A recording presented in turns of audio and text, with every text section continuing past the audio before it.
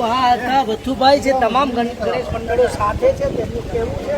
અને સ્પષ્ટ શબ્દોમાં કહી દીધું છે કારણ કે ભારત જે બંધારણથી ચાલે છે ને આપણા ભારતીય બંધારણ પ્રમાણે બિન સાંપ્રદાયિકતા એટલે કે દરેક ધર્મને સમાનતા આપવાની વાત કરવામાં આવી રહી છે અને દરેક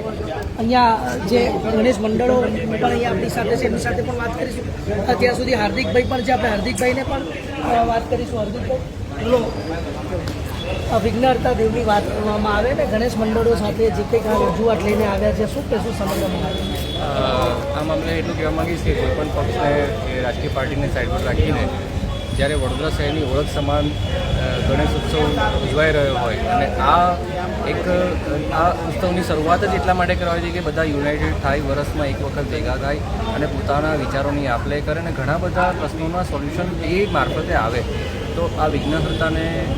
જે કંઈ પણ આયોજન કરવાનું હોય એમાં કોઈએ વિઘ્ન ન નાખવું જોઈએ અને તમામ કમ્પ્લાયન્સને ફોલો કરીને એમાં પહેલેથી જ બધી જાહેરાતો કરી દીધી છેલ્લે ઘડી સુધી અસમંજસ ન રાખવું જોઈએ કે આમ કરાશે કે નહીં કરાય, આ કરીએ કે ના કરીએ, એવા બધા પ્રશ્નો ના આવે અને ગણેશ મંડળોને એક સારી રીતે આયોજન કરી શકીએ પહેલેથી સ્પષ્ટીકરણ થઈ જાય એ અત્યંત જરૂરી છે.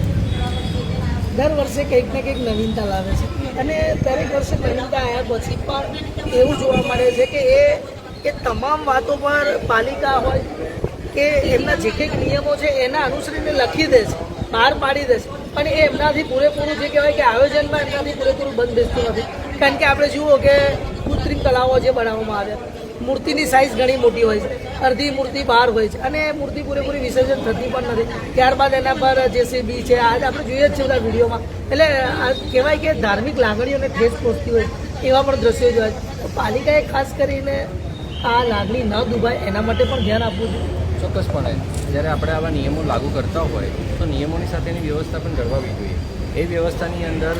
જે કેમ કહે છે કે આટલા ફૂટની બનાવવાની આટલા ફૂટની નહીં બનાવવાની, તો એટલા ફૂટની બનાવ્યા પછી એના વિસર્જનની બી તમામ જવાબદારી